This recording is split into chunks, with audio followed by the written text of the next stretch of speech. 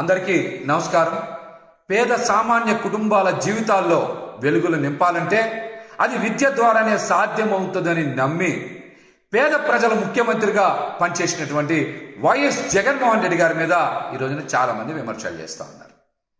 ఆయన అమ్మఒడి పథకం ఈ దేశంలోని ఎవరు అమలు చేయాల, ఒక కొత్త పథకానికి శ్రీకారం చుట్టి పేద సామాన్య కుటుంబాలు ఉన్నతంగా చదువుకోవాలి, నాణ్యమైన విద్యని అభ్యసించాలి, ప్రతి ఒక్కరూ బడిబాట పట్టాలి అని ఒక దృఢ నిశ్చయంతో విద్యా వ్యవస్థలో విప్లవాత్మకమైనటువంటి మార్పులు తీసుకురావడానికి అమ్మఒడిని ప్రవేశపెట్టి ఎంతో అద్భుతంగా అమలు చేసి ముందుకు వెళ్ళినటువంటి వ్యక్తి జగన్మోహన్ రెడ్డి గారు.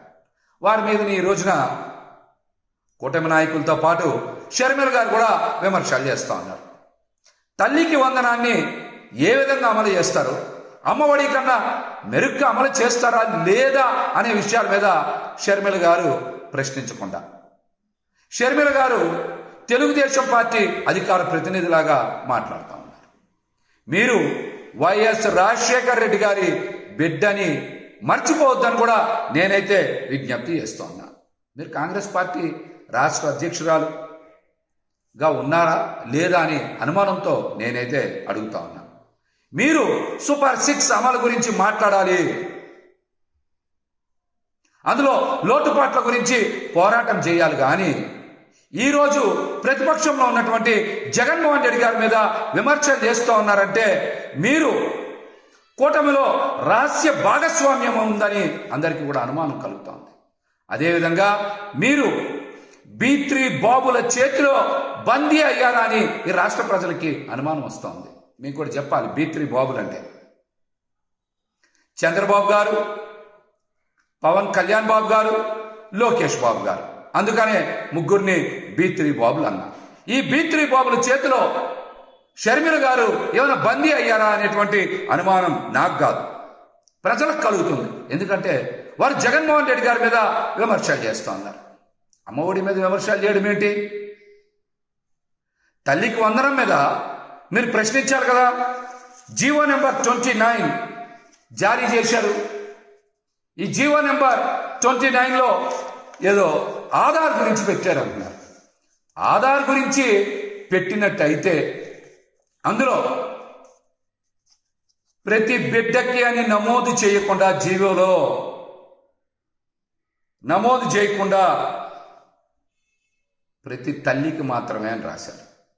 అది కూడా బిలో పావర్టీ లైన్ అనేటువంటి నిబంధన చేర్చారు. అంటే అందరి తల్లులకి కాదు, కొంతమంది తల్లులకే, రాష్ట్రంలో చదువుకుంటున్నటువంటి విద్యార్థులందరికీ కాదు, కొంతమంది విద్యార్థులకి అని జీవో నెంబర్ 29లో చాలా స్పష్టంగా ఉంది కదా. ఆ విషయం మీద మాట్లాడకుండా జగన్మోహన్ రెడ్డి గారి మీద మాట్లాడడం అంత సమంజసం కాదని కూడా ఈ సందర్భంగా నేనైతే తెలియజేస్తున్నా. మీరు ప్రజల తరపున పోరాడాలనుకుంటే కూటమిని ప్రశ్నించండి. జగన్మోహన్ రెడ్డి గారిని ప్రశ్నిస్తే మీరు ఖచ్చితంగా కూటమిలో రహస్య భాగస్వామ్యం ఉన్నట్టే, B3 బాబుల చేతిలో మీరు బందీ అయినట్టే అని కూడా ఈ సందర్భంగా నేనైతే తెలియజేస్తాను. నిన్న తల్లికి వందనం పథకం గురించి మరి వైఎస్ఆర్సీపీ పార్టీ నుంచి పెద్దలు చాలామంది ప్రశ్నించగానే, అందులో మోసపూరిత విధానాల గురించి ప్రశ్నించగానే కూటమి నాయకులు బయటకు వచ్చారు. రామానాయుడు గారు కూడా బయటకు వచ్చి మాట్లాడారు. ఆయన విస్తృతంగా ప్రచారం చేస్తారు, అందుకే ఆయన పెట్టారు నేను ప్రెస్ మీట్లో. మళ్ళీ ఆయన కూడా బయటకు వచ్చారు. మరి రామానాయుడు గారు జగన్ గారి మీద విమర్శలు చేయడమే పనిగా పెట్టుకొని అసలు పథకం గురించి మాట్లాడడం మానేశారు. మీరు చెప్పాల్సింది, ఈ రాష్ట్రంలో 1వ తరగతి నుంచి 12వ తరగతి వరకు చదువుతున్నటువంటి విద్యార్థుల సంఖ్య 1,05,00,000, 1,06,00,000 ఉంది. మరి వారందరికీ కూడా మీరు ఇస్తామని చెప్పారు. ఒక్కొక్కరికి 15,000 ఇస్తే 15,600 కోట్లు, 15,700 కోట్లు డబ్బులు ఇవ్వాలి. మీరు అంత బడ్జెట్ ఇస్తున్నారా, ఇవ్వట్లేదా? ప్రతి బిడ్డకి తల్లికి వందనం ఇస్తా అన్నారు కాబట్టి మీరు 15,600 15,700 కోట్ల బడ్జెట్ కేటాయించారు. అంత బడ్జెట్ కేటాయిస్తున్నారా లేదా? ముందు ఆ విషయం చెప్పండి. ఆ తర్వాత డిగ్రీ విద్యార్థులకో, ఇంజనీరింగ్ విద్యార్థులకో, పీజీ విద్యార్థులకో ఫీజు రింబర్స్మెంట్ గురించి తర్వాత మాట్లాడదాం. తల్లికి వందనం పథకంలో ప్రతి బిడ్డకి మీరు పథకం అమలు చేస్తా అన్నారు కదా. మరి ఈ రోజున ప్రతి బిడ్డ అని జీవోలో మెన్షన్ చేయకుండా తల్లికి మాత్రమే అని రాశారు. అది కూడా కొంతమంది తల్లులకు మాత్రమే అని రాశారు. ఈ మాటలని మీరు ఎన్నికల ప్రచారంలో చెప్పపోయారా? ఆ రోజే చెప్పాం, ఇది సూపర్ 6 కాదు, సూపర్ స్కామ్ మేనిఫెస్టో అని చెప్పాం. సూపర్ స్కామ్ మేనిఫెస్టో అని చెప్పాం. మరి దీని మీద పెద్ద ఎత్తున ప్రచారం కూడా చేశారు. B3 బాబుల గురించి మళ్ళీ చెప్పాలి.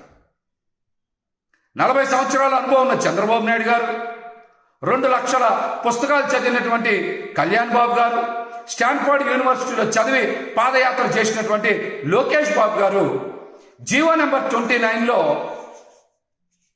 తల్లులకి మాత్రమే, బిడ్డలకి కాదు అని ఆ జీవోలో మెన్షన్ చేసినప్పుడు అది అచ్చుతప్పు పడింది, మారుస్తాం మేము అని మీరు ఎందుకు ప్రకటన చేయట్లా? అంటే మీరు ఈ పథకానికి తుట్లు పొడుస్తున్నట్టు కదా అర్థం. అంటే తల్లికి వందనం పథకంలో